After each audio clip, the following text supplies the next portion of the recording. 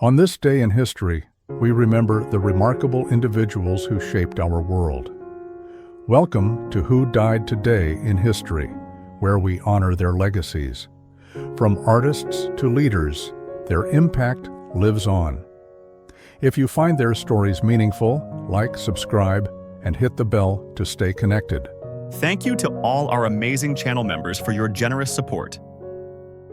Paul Newman, one of Hollywood's most enduring icons, passed away on September 26, 2008, at the age of 83. His death was the result of natural causes following a private battle with lung cancer.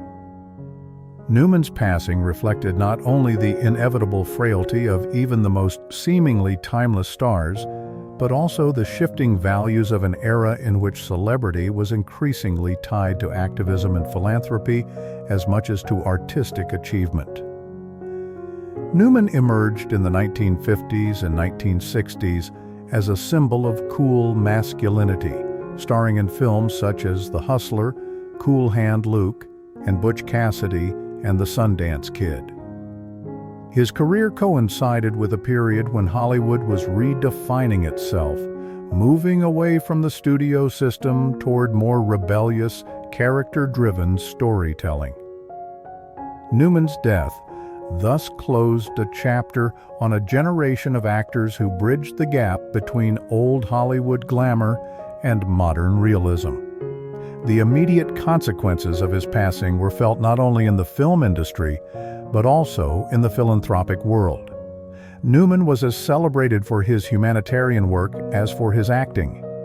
His Newman's Own food company, founded in 1982, had already donated hundreds of millions of dollars to charity by the time of his death.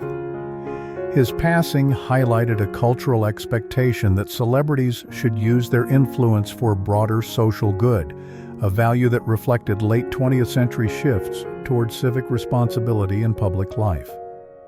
Newman's death amplified his legend, cementing his dual legacy as both actor and humanitarian. While his films remain classics, his philanthropic initiatives ensured that his influence extended far beyond the screen. In many ways, his departure strengthened the trajectory of celebrity philanthropy, encouraging later figures to align fame with causes ranging from environmentalism to global health. In reflecting on his death, we see how humanity grapples with mortality and legacy. Newman's story reveals the desire not only to be remembered for one's craft, but also to leave tangible contributions that endure beyond death. Unlike figures remembered solely for artistic brilliance, Newman demonstrated how cultural memory can be enriched by generosity and public service. Through film retrospectives, charitable foundations, and biographies, Paul Newman remains immortalized in both art and action. His death underscores a broader truth. While mortality limits the body, the memory of a life dedicated to creativity and compassion continues to inspire future generations, ensuring that some legacies never truly fade. Gloria Stuart, best remembered by modern audiences as the elderly Rose in James Cameron's Titanic, passed away on September 26, 2010, at the age of 100. Her death was from natural causes, a peaceful conclusion to a life that spanned an entire century of cultural transformation. Unlike many Hollywood deaths marked by scandal or tragedy, Stuart's passing reflected endurance, grace, and the ability to adapt, values deeply resonant with the 20th century, an era defined by resilience through war, depression, and dramatic societal shifts. Stuart first rose to prominence in the 1930s, appearing in films such as The Invisible Man, 1933, and Gold Diggers of 1935. Yet, like many women of her generation, her career dimmed in the 1940s, overshadowed by the industry's preference for younger stars and shifting studio priorities. Her eventual return to fame more than 50 years later, with Titanic, was emblematic of a cultural shift in the 1990s, an increased appreciation for the voices and stories of the elderly, who had often been sidelined in mainstream narratives. When she died, her centenarian age and late career resurgence became central to the tributes paid to her, reminding audiences of Hollywood's cyclical nature and the enduring value of memory. The immediate consequences of her passing were subtle but meaningful. While the entertainment world did not lose a current star at the height of her career, it lost a bridge to Hollywood's golden age. Her death underscored the dwindling number of living connections to early cinema, a reminder of how quickly entire eras can fade into history. For fans of Titanic, Stewart's absence felt particularly poignant. Her performance as Rose had become synonymous with memory, survival, and the endurance of love beyond tragedy. Her death amplified her legend in an unexpected way. Having lived a full century, Stuart came to symbolize continuity, the thread connecting the glitter of 1930s Hollywood with the blockbuster age of the late 20th century. She represented the persistence of women in film, long after their careers were thought to be finished, and the power of memory in shaping legacy. In reflecting on Gloria Stuart's passing, we see how mortality intersects with memory and art. Humanity seeks to preserve not just youthful brilliance, but also the wisdom of age, immortalizing figures like Stuart through cinema, interviews, and cultural celebration. Her story affirms that even in an industry obsessed with the new, legacy often lies in the ability to endure, to resurface, and to remind us of the timelessness of human experience. Anna Magnani, one of Italy's most celebrated actresses, died on September 26, 1973, in Rome at the age of 65 after a battle with pancreatic cancer. Her death, from natural causes yet accelerated by illness, reflected both the fragility of life and the enduring struggles faced by women in cinema who lived their art with fierce intensity. Known for embodying raw emotion and authenticity, Magnani's passing marked the end of an era when European cinema reveled in neorealism and the power of truth on screen. Magnani rose to prominence in the 1940s, most famously in Roberto Rossellini's Rome, Open City, a cornerstone of Italian neorealism that portrayed the sacrifices and suffering of ordinary people under Nazi occupation. Her artistry, unpolished, deeply human, and rooted in everyday experience, stood in contrast to the glamorous veneer of Hollywood. By the time of her death, she had already become an international icon, even winning the Academy Award for Best Actress in The Rose Tattoo, a rare triumph for a foreign star against the backdrop of Hollywood's insularity. The immediate consequences of her death were profound in Italy, where she was mourned not just as a performer, but as a national symbol of resilience. Her funeral was attended by thousands, including political figures, fellow artists, and ordinary citizens who saw in Magnani a mirror of post-war Italian struggle and rebirth. To many, her passing symbolized the fading of a cultural moment when art dared to reveal society's scars without embellishment. Magnani's legend was indeed amplified by her death. Already admired for her refusal to conform to industry pressures, she resisted cosmetic alteration, embraced aging on screen, and portrayed working-class women with dignity. Her departure solidified her reputation as a performer who valued truth over artifice. In a world increasingly dominated by spectacle and commercialism, Magnani's authenticity stood as a counterpoint, and her memory continues to inspire actresses who seek to break free of narrow stereotypes. Her death reveals much about humanity's relationship with mortality and memory. Magnani's work teaches us that to be remembered is not to appear flawless, but to appear real. Through film retrospectives, biographies, and artistic tributes, she is immortalized not as a fantasy, but as a woman who dared to embody life's pain and beauty unfiltered. Her legacy underscores our deep need to preserve those rare voices that speak to the raw core of human existence, ensuring that memory becomes not just commemoration, but a living testament to truth. Johnny Lewis, a promising American actor best known for his roles in Sons of Anarchy, The O.C., and films like Raise Your Voice, died tragically on September 26, 2012, at the age of 28. His death was both violent and shocking. Police discovered him outside a Los Angeles home after he had fallen or jumped from a rooftop. Inside, authorities found the body of his 81-year-old landlady, whom Lewis was believed to have killed moments before his own death. The circumstances painted a chilling picture of a talented young man whose life spiraled into darkness, shaped by personal struggles with addiction and mental health. Lewis's death reflected the challenges of his era, an age where Hollywood often spotlighted youthful talent but offered little safety net for those overwhelmed by the pressures of fame. In the years leading up to his passing, he had been in and out of legal trouble, battled substance use, and was reported to have experienced severe mental health episodes. His violent end underscored growing concerns in the entertainment industry about the lack of mental health support for young actors navigating fame, instability, and personal demons. The immediate consequences of his passing were layered with both grief and controversy. Fans of Sons of Anarchy were stunned, while colleagues expressed sorrow over his wasted potential.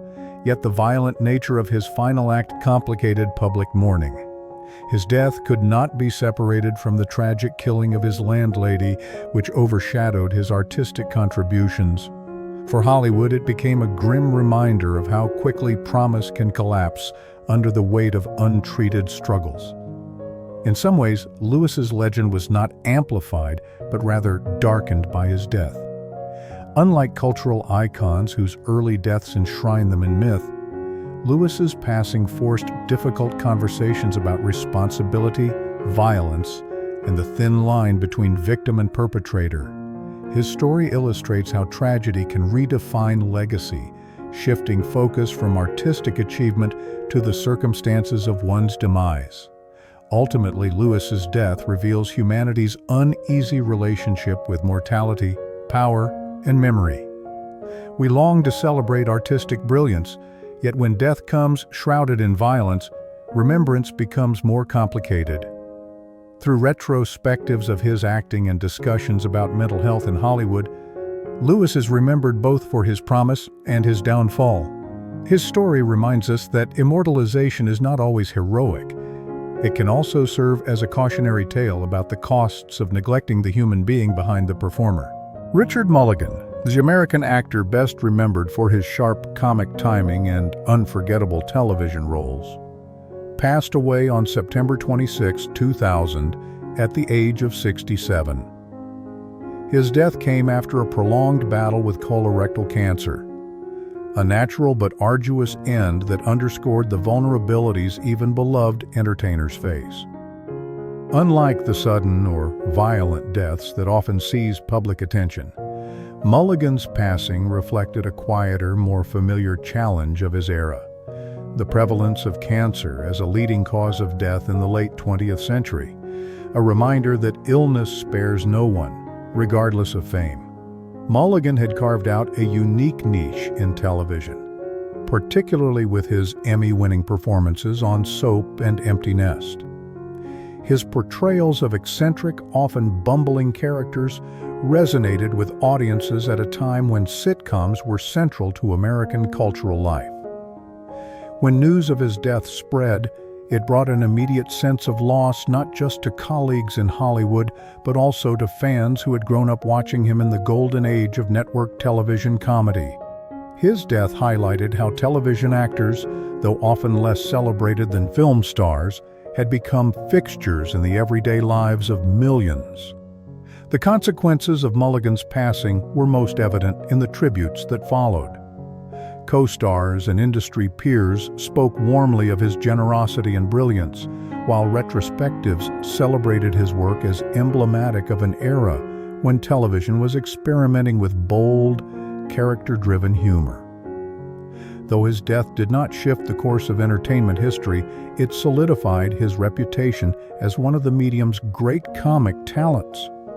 His legacy was amplified not through myth or tragedy, but through appreciation of the steady excellence he brought to his craft. Reflecting on Mulligan's death reveals how mortality often strips away the illusions of celebrity, reminding us that even those who make us laugh must contend with the frailties of the human body. In remembering him, we see how art, particularly the enduring accessibility of television reruns, serves as a form of commemoration. Laughter becomes a kind of immortality, allowing performers like Mulligan to live on each time an old episode airs. His story illustrates that while power and fame fade, memory persists through the joy an artist imparts. Humanity immortalizes figures like Mulligan not with statues or epic poems, but through the simple act of sitting down decades later to laugh again at the performances that defined their gift. Brooks Robinson, often hailed as the human vacuum cleaner for his unmatched defensive skills at third base, passed away on September 26, 2023, at the age of 86. His death was attributed to natural causes, the gentle close of a long life devoted to the game of baseball. Unlike the sudden or tragic deaths that sometimes define athletic legends, Robinson's passing reflected the quiet dignity of an era when athletes were celebrated not only for their talent, but also for their character. His longevity, both in sport and life, mirrored the values of mid-20th century America: consistency, humility, and loyalty to one's team and community. Robinson's career, spent entirely with the Baltimore Orioles from 1955 to 1977, embodied a sense of continuity rare in modern sports. Known for his 16 Gold Gloves, 18 All-Star appearances, and his crucial role in the Orioles' 1966 and 1970 World Series championships, he became a symbol of excellence, rooted not in flashy displays, but in steady, reliable greatness. When news of his death broke, it prompted an immediate outpouring of tributes from fans, teammates, and the broader baseball world. For Baltimore especially, it felt like the loss of a civic icon. Robinson had been more than a player. He was a bridge between the team and its community, embodying the bond that sports can forge between city and hero. The immediate consequence of his passing was a renewed reflection on the era he represented. At a time when professional athletes are often seen as global brands, Robinson's career reminded many of a period when loyalty and modesty were central to public admiration. His death amplified his legend not by adding tragedy, but by emphasizing the rare purity of his legacy, an athlete whose reputation never dimmed, either on or off the field. In reflecting on Robinson's departure, we see how humanity relates to mortality and memory. While the body falters, the spirit of an individual can live on in collective remembrance. Robinson is immortalized not only in the Baseball Hall of Fame, but also in the countless highlight reels, commemorative tributes, and the affection of fans who continue to speak of him with reverence. Through sport, as in art and literature, we preserve figures like Robinson as enduring testaments to discipline, humility, and the joy of shared achievement. His death reminds us that while greatness on the field is finite, its memory can echo across generations, keeping legends alive in the stories we retell. John Ashton, the British stage and film actor best remembered for his thoughtful performances in mid-20th century theater and cinema, passed away in 2020 at the age of 89. His death was attributed to natural causes, the quiet end to a long and accomplished life in the arts. Unlike the sudden or sensational deaths that often dominate headlines, Ashton's passing reflected the natural rhythm of a career and life lived with dignity, underscoring the way many artists of his generation aged gracefully beyond the spotlight. His era valued theatrical craft, discipline, and the ability to move seamlessly between stage and screen, qualities he carried until the end. The immediate consequence of his death was a renewed appreciation for the breadth of his contributions. While not a household name to younger audiences, Ashton was deeply respected within British theatre circles, having worked across repertory companies and television productions. His death served as a reminder of the many actors whose careers, though not always adorned with global stardom, played a crucial role in shaping post-war British culture. For colleagues and admirers, his passing prompted tributes that highlighted his commitment to storytelling and his mentoring of younger performers, reinforcing the sense that his legacy extended well beyond his own performances. In many ways, Ashton's departure amplified his reputation as a craftsman rather than a celebrity. At a time when fame often overshadows substance, his death underscored the enduring value of steady, devoted artistry. His life and passing reflected the post-war British cultural landscape, in which theater was not just entertainment, but a means of rebuilding national identity, grappling with memory, and affirming shared values. Reflecting on Ashton's death reveals much about humanity's relationship with mortality and memory. Figures like him remind us that not all legacies are built on grandeur. Some are sustained through quiet excellence and influence on others. We immortalize such individuals through the recollection of performances, the preservation of recordings, and the continued life of plays and productions they once graced. In literature, reviews, and oral histories, their presence lingers, ensuring that the contributions of artists who helped define cultural eras are not forgotten. Ultimately, Ashton's passing is a testament to the power of art to transcend mortality, keeping alive the voices and gestures of those who devoted themselves to it. Jacques Chirac, the former president of France, passed away on September 26, 2019, at the age of 86. His death came after years of declining health, marking the end of an era for French politics. Chirac's passing was attributed to natural causes. A quiet, close to the life of a man who had once commanded both domestic and international stages with energy and conviction. His death reflected the challenges of his era, the gradual fading of 20th-century political giants who had shaped the European Union, navigated globalization, and grappled with France's identity in a changing world. The immediate consequences of Chirac's death were deeply felt in France. A national day of mourning was declared, and thousands paid their respects, underlining his enduring popularity among the French public. Despite political controversies, Chirac had cultivated a reputation as a leader who embodied the French spirit, at once pragmatic and deeply attached to national heritage. Internationally, his passing sparked reflections on his opposition to the 2003 Iraq War, a stance that highlighted his independence and willingness to resist U.S. pressure. This decision, controversial at the time, came to define his legacy as a defender of multilateralism and global diplomacy. Chirac's death amplified his legend by shifting attention away from scandals that had shadowed his later years, such as corruption charges from his time as mayor of Paris.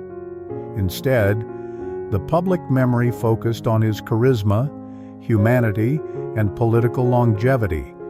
He had served as both prime minister and president, leaving an indelible mark on France's Fifth Republic. His leadership style, which combined populist appeal with intellectual depth, resonated even more strongly in retrospect, especially in an era where political figures are increasingly polarized.